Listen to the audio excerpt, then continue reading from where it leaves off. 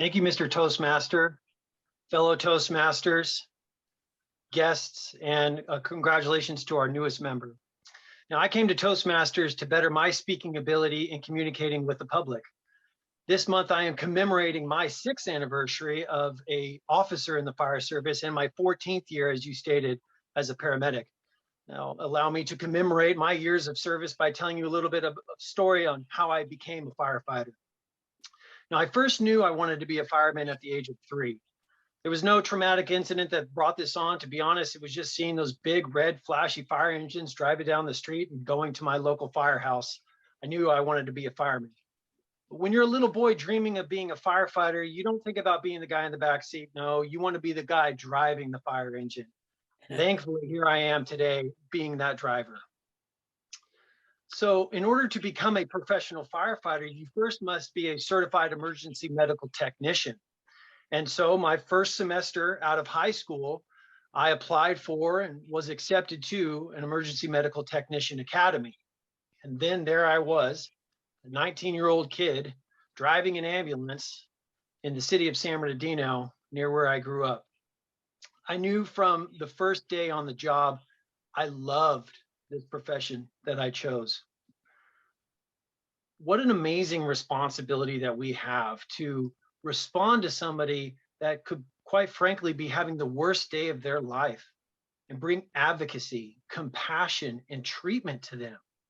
I knew I picked the right career and I wanted to continue this. And so I went to paramedic school about 4 years later. After being a paramedic for quite a few years, really getting some good experience, I applied for the California Department of Forestry and Fire Protection, which is where I was hired and now where I work. Now, CAL FIRE is a lot like the military, so you can apply and get picked up, but where you're stationed, it's not really up to you. However, I was graciously placed right here on the Monterey Peninsula in the Pebble Beach Battalion. So within that first year, I met my now wife and her amazing family, Madam Wordmaster. We now have a 4-year-old daughter, a 2-year-old dog, and we own a home here on the Monterey Peninsula. So the mission statement of CAL FIRE is to serve and safeguard the people and protect the property and resources of California. This is an amazing responsibility. Now, working for CAL FIRE, it's not easy. We work a minimum of a 72-hour shift. So that's 3 days on straight at a fire station at minimum. Right now, there's thousands of firefighters across the state that have been on way longer than 3 days, weeks, some approaching months. Now, over the years, I have found myself in a multitude of situations where my communication was absolutely key to the success of an incident. Now, rising through the ranks with CAL FIRE, I saw an early need to continue my advocacy for the employees of CAL FIRE. So in 2015, I became a union officer. And I am now the director of the San Benito Monterey chapter of CAL FIRE Local 2081. I am now representing on a daily basis, collectively bargaining, representing those men and women of CAL FIRE, some 400 firefighters that I represent, collectively bargaining with management to better our working conditions on a daily basis. It's an amazing responsibility.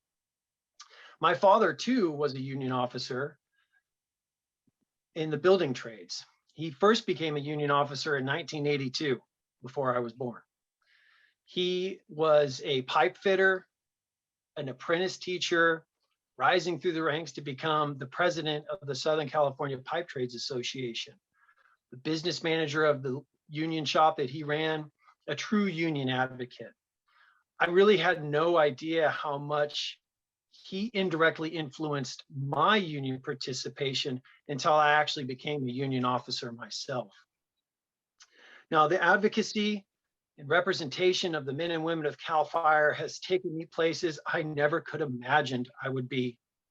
From speaking at local fire board meetings, to city councils, to the county board of supervisors, meeting one-on-one with local, state, and federal legislators.